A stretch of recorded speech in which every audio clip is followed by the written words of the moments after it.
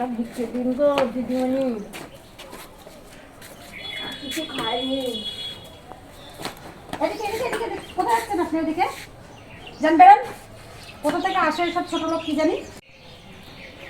বেরো, এখানে বসলে কিসের জন্য? বেরো। যত সব এসব লোকজনগুলো কোথা থেকে আসে কি জানি। এই বের করে গেট আটকিয়ে দেয়, বের কর।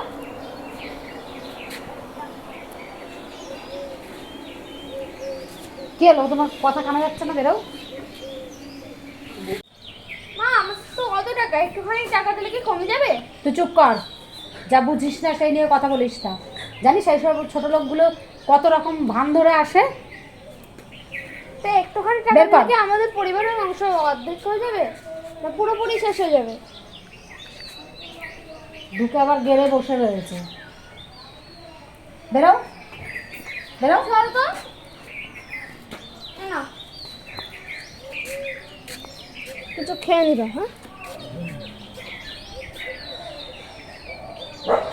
তুই টাকা দিলি কেন ওনাকে? দেবো না কেন? চেয়েছে যখন মনে করে যায়। আর একটুখানি টাকা দিলে যেন আমার তোর পরিবারের পুরো অংশ শেষ হয়ে যাচ্ছে এমন ভাব করছো তুমি।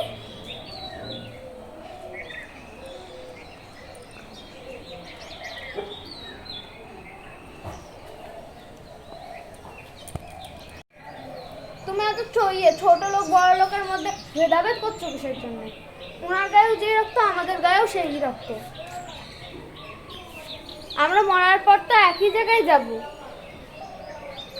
মানুষের মধ্যে কোনো পার্থক্য নেই, সবাই মানুষ। তুই আমার চোখ খুলে দিলি রে বাবা। আমি আর কোনোদিনও ওই ছোট বড় ভেদাভেদ করব না। মানুষ আমরা সবাই সমান। চল ওনাকে ঘরে নিয়ে চল, ওনাকে কিছু খেতে দিই। আসো।